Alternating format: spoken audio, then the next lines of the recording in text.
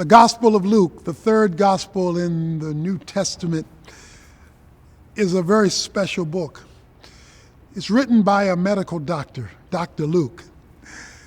And he says that the reason he wrote this was to give an orderly account of the life and ministry of Jesus Christ. He wanted to provide a step-by-step, organized, well-documented flow of the Son of Man.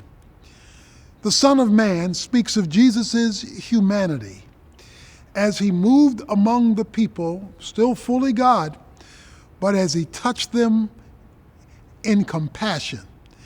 Not only does it show his human care for people, as he delivered them through his divine power from a whole variety of things that were oppressing their lives, theologically, spiritually, and circumstantially.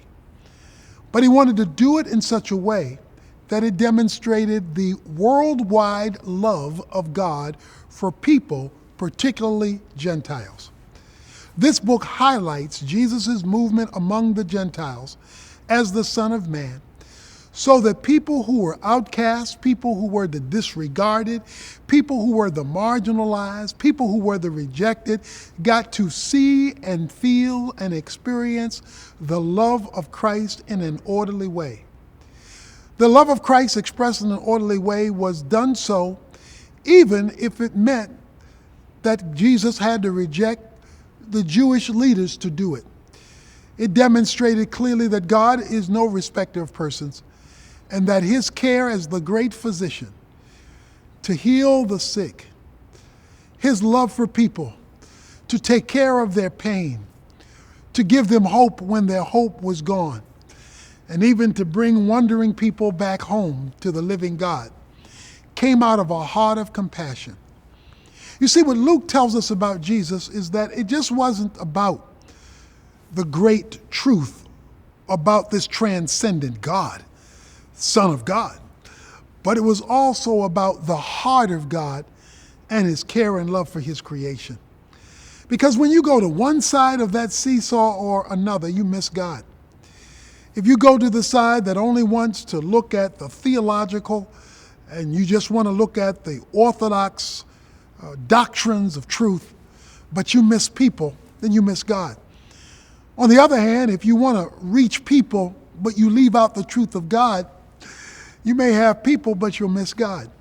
As Son of Man, he demonstrated that the God way up there is the immanent God down here that touches people in their deepest point of need, so that people came to see and realize and experience God in the flesh through the human outreach and ministry of Jesus Christ. It walks step by step, even including the genealogy of Jesus Christ, showing that he had the legitimate right as a human being to the throne of David, and walks us through his birth, walks us through key aspects of his life, and then shows us in detail his ministry. And so when you read the book of Luke, all the way through the crucifixion, all the way through the resurrection, and even when the book comes to an end and it shows us his walk on the Emmaus Road with two discouraged disciples, it shows us the heart of God in using the word of God to open up the eyes of people and turn pain into pleasure, turn what looked like judgment into joy, and give hope for the future as he prepared for his ascension. So Jesus Christ in the book of Luke becomes awesomely touchable, because you get to see God relating to men in ways of love and compassion that lets you feel and experience the heart of God in time and in space.